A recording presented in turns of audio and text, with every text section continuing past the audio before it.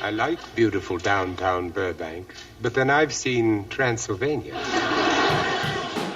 Burbank is not like Hollywood. It's got its own unique character. It's like a little neighborhood surrounded by a big city. I mean, everybody knows everybody in Burbank. Magnolia Park is a very unique area, and it has a niche market to it. It's a place where you could find the quirky shops that everyone's missing, that they used to love, that they can't find anymore. This area became kind of a nerdville.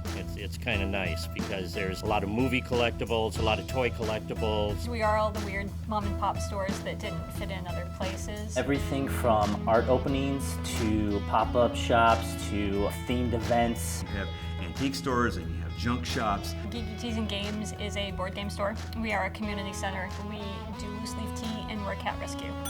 I kind of made a store out of all my favorite things. We sell anything that reflects horror, from Frankenstein cookie jars to little girls' handmade dresses. Where else in Los Angeles can you open a salon that's just geared specifically around prints and everything prints? The whole community comes out. People walking their dogs, and there'll be bake sales, and we get people from all over the world coming in here. Plus, the fact that the film industry is here really makes it a fun place to be. Signings are our bread and butter. Actors, directors, composers, artists, because we're here in the heart of Hollywood. And it's a little more retro. If you wanted to do a period movie, you can certainly come here and you can shoot this street after the 1950s. We work together to make the whole street a destination rather than one store, which is beneficial for everybody. And unfortunately, it's in danger of going away forever. The landlords have recognized the popularity and have started raising rents to the point where businesses can no longer afford to be in business. Very recently, there's just been an influx of people who cannot afford their rent anymore. And I'm not talking about it going up $100 a month or $200. It's literally being doubled and tripled in an effort to force these small businesses out. They built what made this area attractive, which now the landlords, by doubling and tripling the rents, are driving all those businesses out. So where do you think that community sense goes? It goes away forever. It just feels like with all of the hard work and the money that some of the businesses have put into this neighborhood with marketing and promoting, somebody sees the validity of what you've done in the neighborhood and they're profiting off of that instead of you. I'm a capitalist. I'm all for making money, but I'm not for greed. It seems cruel that we're just going to squeeze people in this manner, and if you don't like it, well, I've got 5 others in line behind you who will. One of the things we were told when we moved into the Magnolia Park area was that there weren't going to be any chain stores. There's now a Target across the street from my salon. It's really affecting parking, and it's affecting what people can and cannot do on their own street. Our customers can't park in front of our store because the employees from places like Target that have 40 or 50 people on a shift at a time, they're parking there. This city cannot support the infrastructure that it would require to have these big box businesses. Even beyond the businesses, a lot of people bring their families here and they buy homes here, and who is going to be happy about the value of their home decreasing the way it will as soon as all the charm is gone? When I did become a Burbank resident, I had always decided that my store will be within walking distance. I think that commuting is a waste of time. We've got our roots in deep now, and it's the first time in my life I felt that way. It's not easy to think about leaving. We saw it happen on Sunset Boulevard. We saw it happen on Melrose Avenue.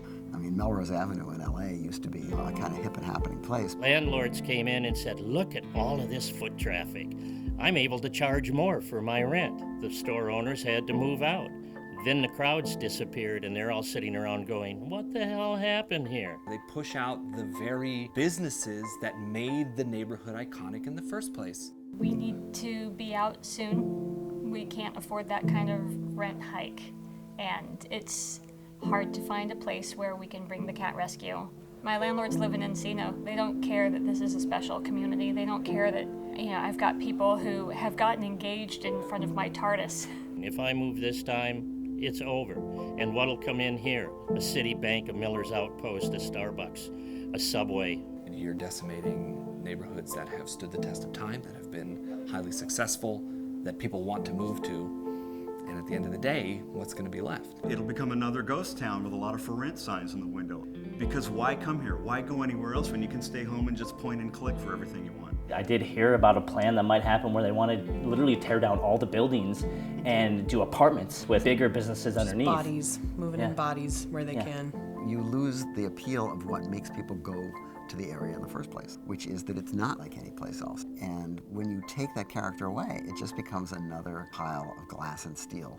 I mean, we have enough Starbucks, thank you very much. If Burbank thinks they're small business friendly and they want to keep this small town clean and safe, they need to come up with some kind of game plan to keep small businesses in. I think it's our responsibility to get the word out there and write letters and sign petitions and get it out to the city and talk to them about things like rent control. We know now if we do nothing, things are going to get worse. If the residents here don't do anything, then their very city is going to be taken out from underneath them. This is a microcosm of what's happening around the country.